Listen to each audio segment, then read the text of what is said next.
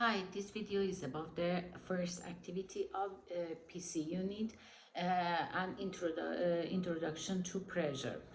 Initial ideas. In the pictures below, draw what you think is happening inside the can before heating, during heating, right when it is immersed in the cold water, and after the can has been immersed. Explain your drawing.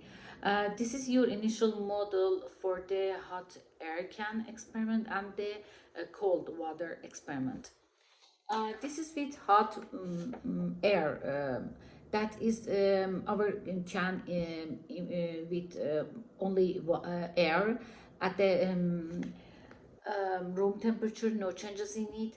And when we put in the stove and hot air inside the can, no changes in it.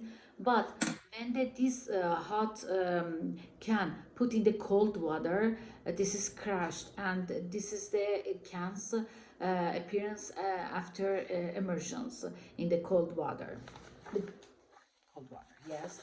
And second pictures is the can at the room temperature with the cold water, no changes. And when we put water in the inside the can and put on the stove and hot, no changes in it. But when the can with the hot water inside put in the cold water, is crashed also, and this is the appearance of the can after immersions.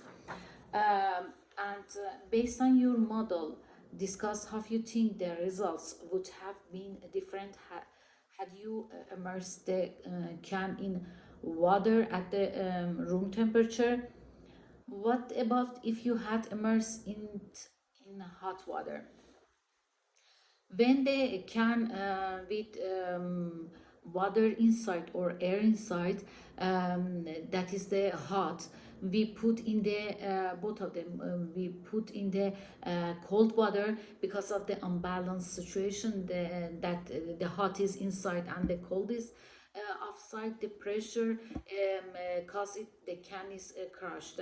But when this hot can we put in the hot water, because of the balance situation between them, that is inside is the hot pressure, and the outside is hot pressure, no changes in the can. And the page 4, imagine Serena is walking down the hall after tennis practice, and she steps on your foot in her tennis shoes. You say, "Wow," but continue on your way. The next day, Serena is wearing her elegant high-heeled spiked shoes, and she steps on your foot with a very pointed heel. Does one shoes exert more force than another? Which instant cause more pain? Why? Um, yes, this high-heeled shoes, that is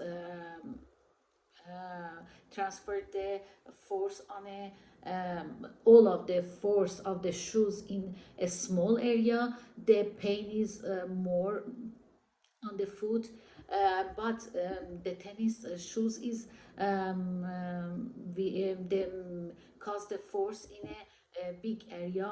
All of the forces is in a big area, and the pain is less. Imagine standing with both feet on a bathroom scale.